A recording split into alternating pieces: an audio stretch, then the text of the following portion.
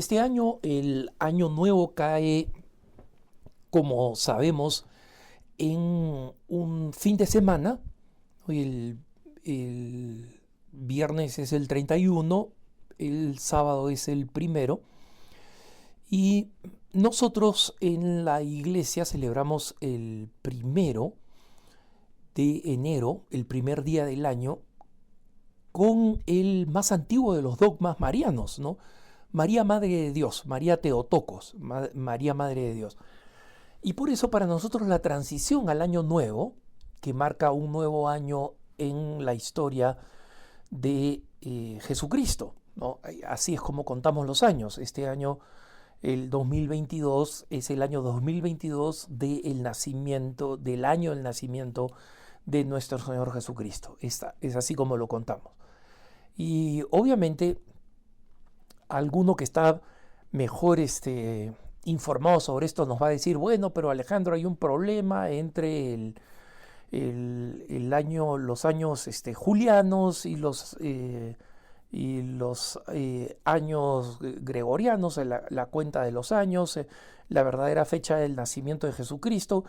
Y todo eso es cierto, y especialmente en la medida que se ha ido conociendo más de astronomía y de cómo la circulación de la Tierra alrededor del Sol no es exactamente el número de días y el número de horas que nosotros hemos calculado, y en consecuencia cada gran número de años deberíamos restarle un día o sumarle un día, no recuerdo bien, ¿no?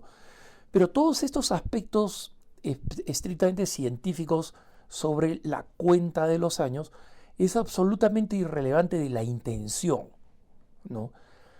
La intención se celebra el nacimiento de Jesucristo un 25 de diciembre, independientemente de que ese haya sido la fecha o no, y a partir de ese año, el siguiente año del nacimiento real de Jesucristo es el primer año de la nueva era, ¿no? Y como saben ustedes, en la Revolución Francesa o en la Unión Soviética, por ejemplo, se hicieron intentos de comenzar a contar los años de otra forma, ¿no? La Revolución Francesa quería comenzar a contarlos con otros nombres de meses referidos a la naturaleza, ¿no? A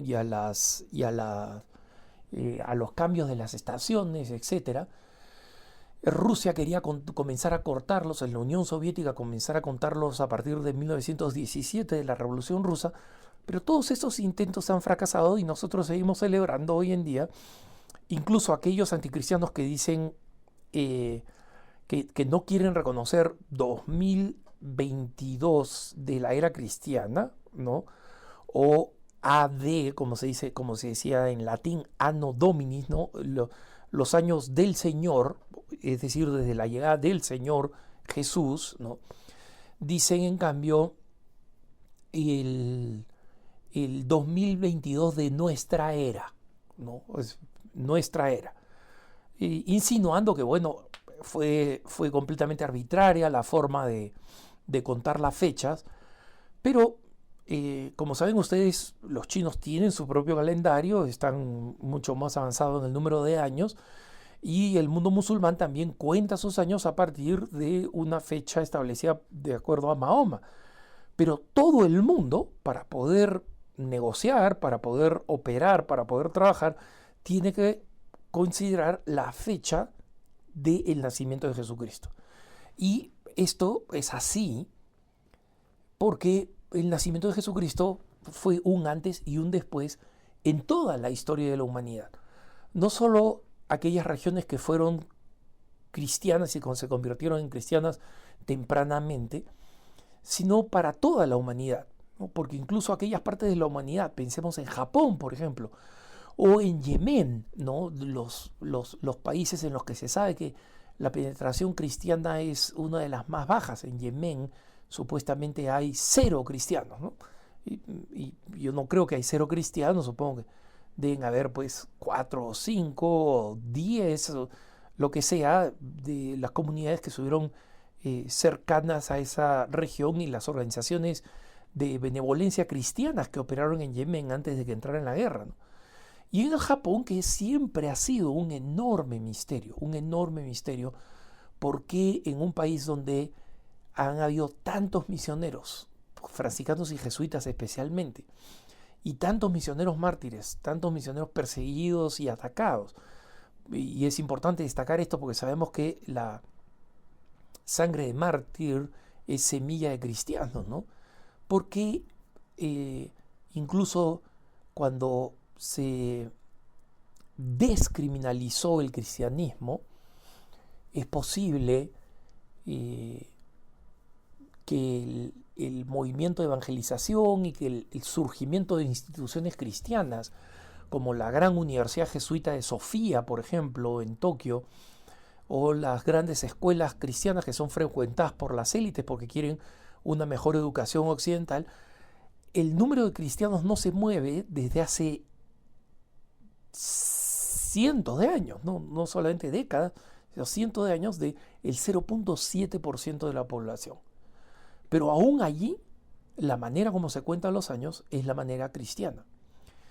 Todo esto, hermanos, para decirle que hay razón para contar el año y para decir, ha terminado este año y comienza este otro, ¿no? Algo así lo hacemos en nuestros cumpleaños personales, pero se hacen mucho más todavía en ese gran cumpleaños que es el cambio de año contado a partir del tiempo de Jesucristo, de la llegada de Jesucristo, del nacimiento de Jesucristo.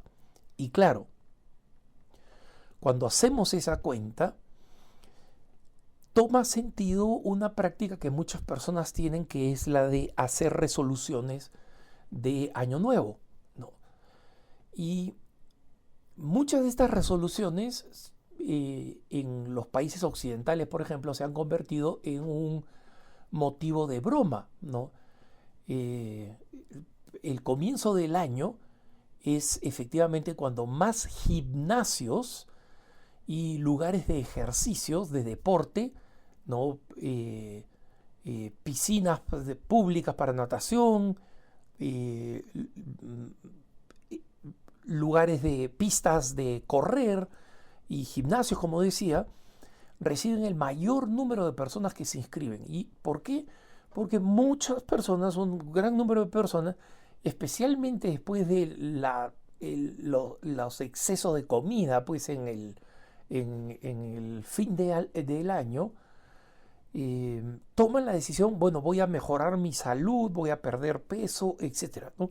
Y es el número de suscripciones a dietas, por ejemplo, la compra de libros de dietas, etc., llegan a cifras pues espectaculares en ese momento del año, ¿no?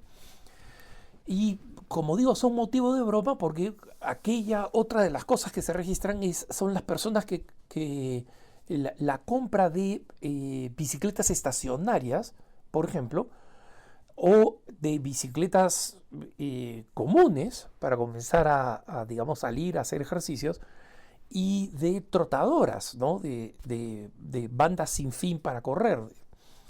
Y muchos hacen las bromas o incluso hacen memes de cómo para marzo pues esas máquinas ya se han convertido en colgadores de ropa, ¿no? O sea, donde la gente pone cosas,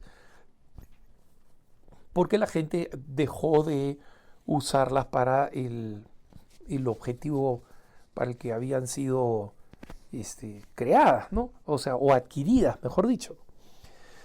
Pero para los cristianos no tiene por qué ser así. ¿Por qué? Porque nuestras resoluciones son, en primer lugar, resoluciones que pueden incluir muchas cosas referidas a la salud física, ¿no?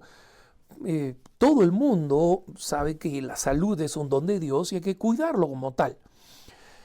Pero especialmente quienes tienen responsabilidades directas, por ejemplo, papás, mamás que tienen hijos pequeños, tienen que cuidar su salud porque, digamos, son importantes como cualquier otro ser humano, pero su papel es un papel en la vida de la iglesia y del mundo todavía más importante por ser papás y mamás, ¿no?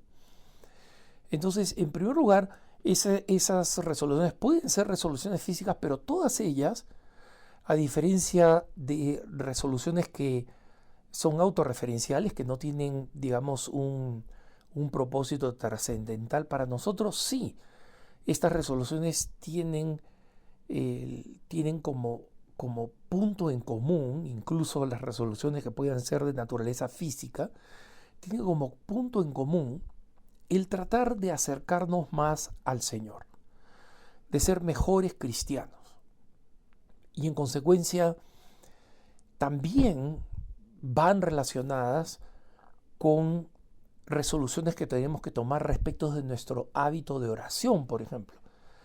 Cada año nuestra oración debería ir mejorando, incluso si el Señor quiere que nosotros pasemos por lo que se conoce como una noche del Espíritu, ¿no? O sea, un momento de profunda aridez, como la que vivió Santa Teresa de Jesús, la Madre Teresa de Calcuta, ¿no? El caso de la Madre Teresa de Calcuta, más de 40 años de sequedad interior, pero con la certeza de que Dios le había pedido ese sacrificio, ¿no? Entonces, si nosotros no tuviéramos resoluciones que son consistentes, es decir, que no se quedan como esas trotadoras o esas bicicletas estacionarias o esa suscripción a un club de deportes que no va a ser utilizada, nuestras resoluciones tienen que ser unas resoluciones que primero sean ofrecidas a Dios, ¿no? Que tengan este sentido trascendente. Y que en segundo lugar requieran, pidan, soliciten la gracia de Dios. Porque no está solamente en nuestras fuerzas, no está solamente en nuestros méritos, ¿no?